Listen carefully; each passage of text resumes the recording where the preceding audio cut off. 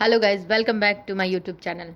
आज के इस क्लास में हम एनसीईआरटी क्लास 6 से 12 के इंडियन पॉलिटी को देखेंगे, भारतीय राज्य व्यवस्था को, जो कि डॉक्टर रंजीत कुमार सिंह आईएएस जो रहे हैं उनका एक किताब है। बहुत ही बेहतरीन बुक है ये पॉलिटी का।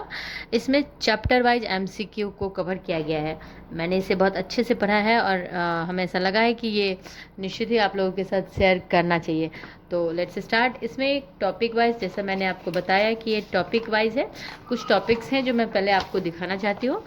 इस संदर्भ में जो पहला टॉपिक है वो है भारत का संवैधानिक विकास। इस टॉपिक से मतलब इस जो लेसन है इससे रिलेटेड सारे एमसीक्यू को इसमें कवर किया गया है। बुक है तो आप अच्छी बात है, अगर नहीं है तो आप ले सकते हैं इसे। आप कहेंगे तो हम अपने डिस्क्रिप्शन में इसे टैग कर देंगे। अन्यथा अगर बुक नहीं है तो आप एमसीक्यू की तरह आप हमारे साथ इसका प्रैक्टिस करेंगे। 1 से 2 बार अगर आप वीडियो देखेंगे तो आपको मेमोराइज हो जाएगा। निश्चित ही हम वीडियो को शॉर्ट ही रखेंगे ताकि आप इसे आसानी से 2 बार देख सकें। तो जो इस संदर्भ में जो हमारा पहला क्वेश्चन है वो 1853 के चार्टर अधिनियम के प्रावधानों के संदर्भ में निम्नलिखित कथनों पर विचार कीजिए। तो इसमें जो हमारा कथन है वो सबसे पहला कह रहा है कि इसने गवर्नर जनरल की परिषद के विधायी और कार्यकारी कार्यों को पृथक कर दिया। इसने सिविल सेवकों के चयन के लिए खुली प्रतियोगिता आरंभ की। इसने बम्बई और मद्रास के गवर्नरों को उनकी विधायी शक्तियों से वंचित कर दिया। तो इसमें जो है सो हमारा पहला कथन सही है। इसने गवर्नर जनरल की परिषद के विधायी और कार्यकारी कार्यों को पृथक कर दिया।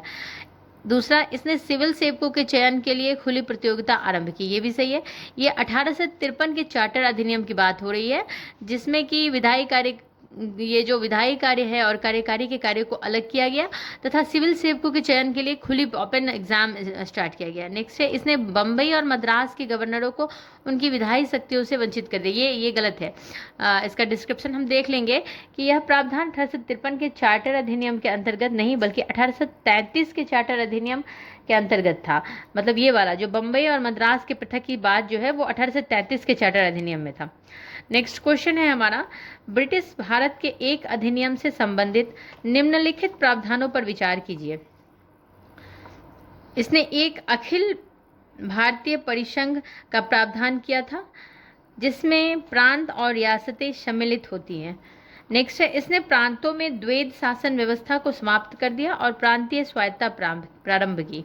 इसने भारत शासन अधिनियम 1858 द्वारा स्थापित भारत परिषद काउंसिल ऑफ इंडिया को भंग कर दिया।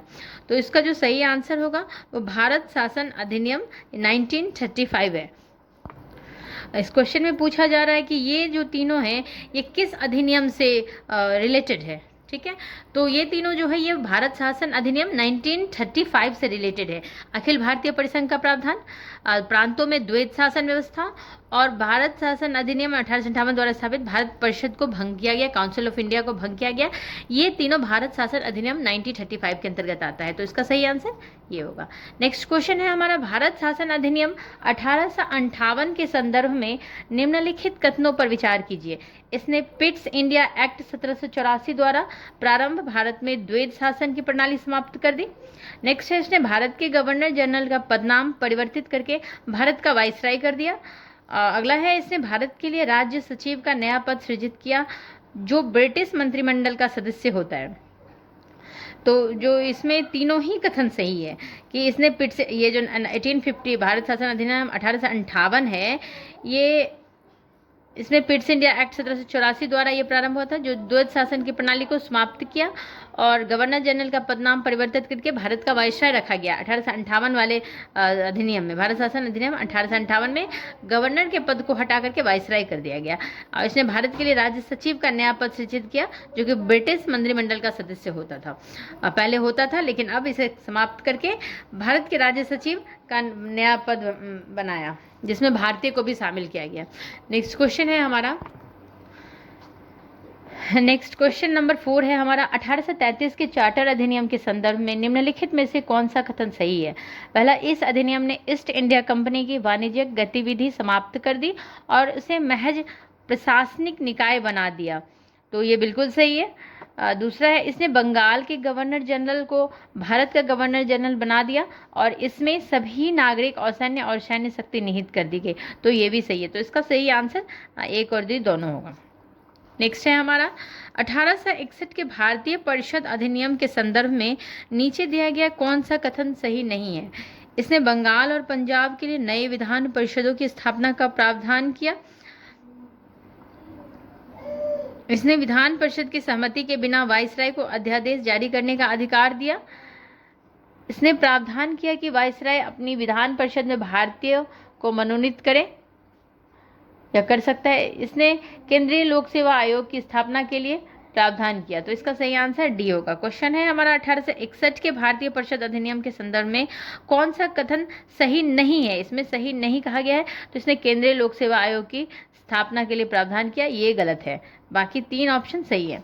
नेक्स्ट क्वेश्चन है हमारा 1909 के भारतीय परिषद अधिनियम के संदर्भ में निम्नलिखित कथनों पर विचार कीजिए। इसने भारत में सांप्रदायिक प्रतिनिधित्व की प्रणाली प्रारंभ की। बिल्कुल सही है। इसने देश में द्विसदनात्मक विधान मंडल और प्रत्यक्ष चुनावों का शुभारंभ किया। नहीं, ये गलत है। नेक्स्ट है इसने पहली बार विधायी परिषदों को बजट पर चर्चा करने की शक्ति प्रदान की। तो ये भी गलत है। इसका सही आंसर केवल 1 होगा। नेक्स्ट है 1773 के रेगुलेटिंग एक्ट के संदर्भ में निम्नलिखित कथनों पर विचार कीजिए।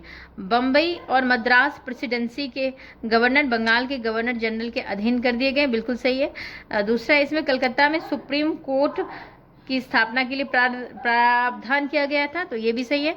नेक्स्ट है ईस्ट इंडिया कंपनी के सेवकों को निजी व्यापार करने की अनुमति दी गई। तो ये गलत है। तो 1773 के रेगुलेटिंग एक्ट में क्या है कि बम्बई और मद्रास की जो प्रेसिडेंसी है वो बंगाल के गवर्नर को अधीन कर दिया गया, और जो कलकत्ता में जो सुप्रीम कोर्ट की स्थापना के लिए भी प्रावधान किया गया 1773 के रेगुलेटिंग एक्ट में। जो 3rd नंबर पे कह रहा है ईस्ट इंडिया कंपनी के सेवकों को निजी व्यापार करने की अनुमति दी गई, तो ये बिल्कुल गलत है। नेक्स्ट क्वेश्चन है हमारा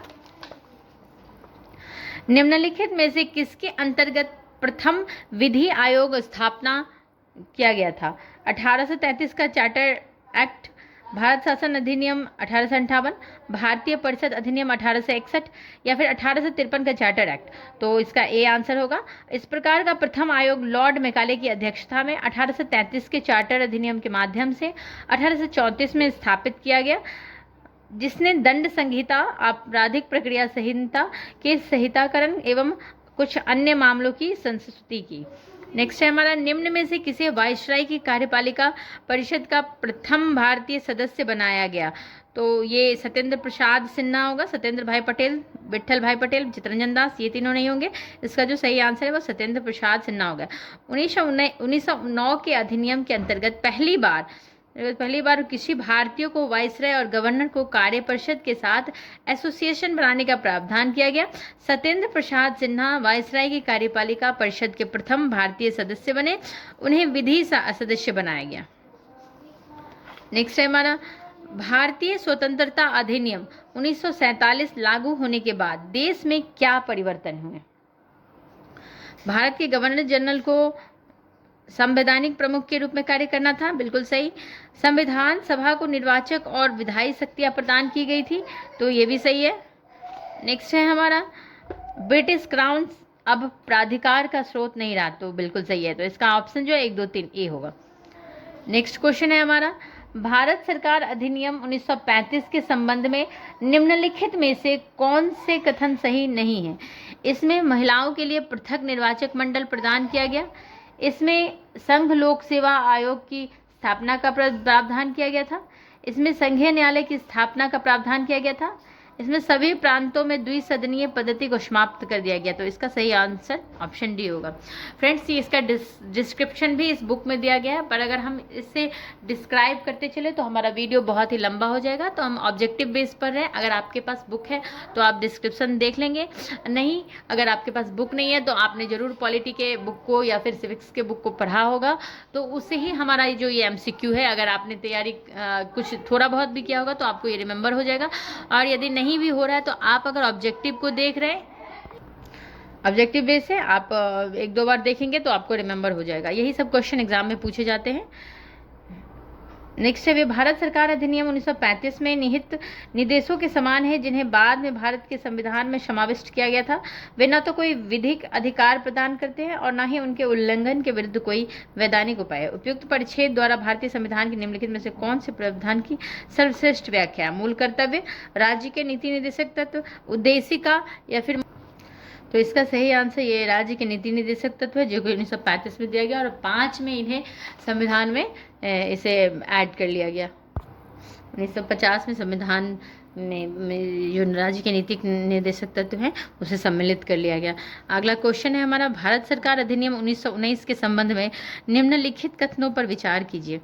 भारतीय विधान परिषद को द्विसदनात्मक विधायिका में प्रतिस्थापित किया गया, बिल्कुल सही है। नेक्स्ट है, प्रांतीय विधायिकाओं को अपने बजट अधिनियमित करने का अधिकार दिया गया, तो ये भी सही है। तो हमारा सही आंसर होगा ए एंड बी दोनों। नेक्स्ट क्वेश्चन है हमारा, निम्नलिखित में से कौन सा अधिनियम ईस्ट इंडिया कंपनी पर संसदीय नियंत्रण के शुरुआत को चिन्हित करते हैं?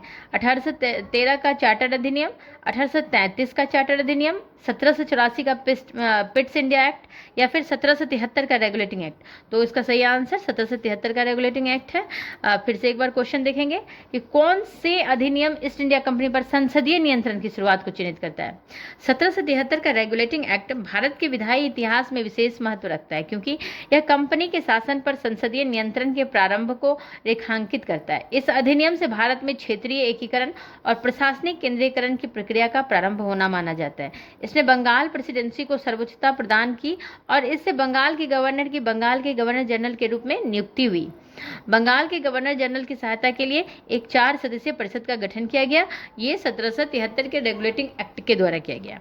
नेक्स्ट क्वेश्चन है हमारा, भारत सरकार अधिनियम 1935 में अंतर्विष्ट अनुदेश प्रपत्र को वर्ष 1950 में भारत के संविधान में किस रूप में समाविष्ट किया गया?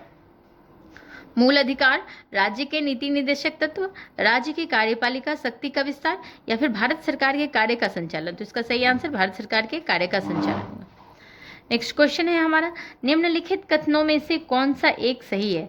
वर्ष 1946 में प्रांतीय सभाओं द्वारा भारत की संविधान सभा चुना गया, कॉन्स्टिट्यूशन असेंबली ऑफ इंडिया, तो ये बिल्कुल सही है। नेक्स्ट है, जवाहरलाल नेहरू, एम ए जिन्ना और सरदार वल्लभ भाई पटेल भारत की संविधान सभा के सदस्य थे। नहीं, भारत की संविधान सभा का प्रथम अधिवेशन जनवरी 1947 में हुआ था। भारत का संविधान 26 जनवरी 1950 को अंगीकृत किया गया। तो इसका जो सही आंसर है वो ऑप्शन ए है, वर्ष 1946 में प्रांतीय सभाओं द्वारा भारत की संविधान कॉन्स्टिट्यूशन असेंबली ऑफ इंडिया चुनी गई। नेक्स्ट क्वेश्चन है हमारा, भारत में ब्रिटेन के सभी संवैधानिक प्रयोगों में से सबसे कम समय तक चला? वर्ष 1861 का इंडियन काउंसिलिंग एक्ट, वर्ष 1862 का इंडियन काउंसिलिंग एक्ट, वर्ष 1909 का इंडियन काउंसिलिंग एक्ट? तो इसका सही आंसर ये होगा 1909 का इंडियन काउंसिलिंग एक्ट। वर्ष 1919 का government of India act? Option C होगा 1909 ईस्वी का इंडियन काउंसिलिंग एक्ट, जिसे मार्ले मिंटो सुधार भी कहते हैं, 1919 ईस्वी तक चला, जिसमें केंद्रीय तथा विधानमंडलों का आकार बढ़ाकर विशेष वर्ग मुस्लिम के लिए अलग प्रतिनिधि की व्यवस्था की गई। ये मार्ले मिंटो में इनके द्वारा जो सुधार किया गया था, यह एक्ट सबसे कम समय तक चला, 1909 का Indian counselling act. Next question है हमारा, पहली बार संघीय संरचना भारत को किस अधिनियम द्वारा दी गई? तो यह अधिनियम 1935 के द्वारा दिया गया। नेक्स्ट क्वेश्चन है हमारा, किस अधिनियम के तहत नियंत्रण बोर्ड का गठन किया गया? तो ये 1784 का पिट्स इंडिया एक्ट है, इसी के तरह नियंत्रण बोर्ड का गठन किया गया। नियंत्रण बोर्ड का गठन 1784 के पिट्स इंडिया एक्ट के तहत किया गया। इस चैप्टर का जो लास्ट क्वेश्चन है, 20th क्वेश्चन है, किस अधिनियम द्वारा केंद्र में द्वैध शासन प्रणाली की शुरुआत की गई? तो ये भारत शासन अधिनियम 1935, पहले भी के ऑप्शन में हमने देखा था कि जो 1935 के तहत जो अधिनियम बना था उसी में ये द्वैध शासन, ड्वेल सिस्टम की शुरुआत की गई। भारत शासन अधिनियम 1935 के तहत केंद्र में द्वैध शासन प्रणाली की शुरुआत की गई। तो इस चैप्टर का जो क्वेश्चन है इसमें 20 क्वेश्चन रहा। तो फ्रेंड्स, इस वीडियो को हम यहीं समाप्त करते हैं और नेक्स्ट जो हमारा होगा वो अगले क्लास में हम पढ़ेंगे। तब तक के लिए थैंक यू।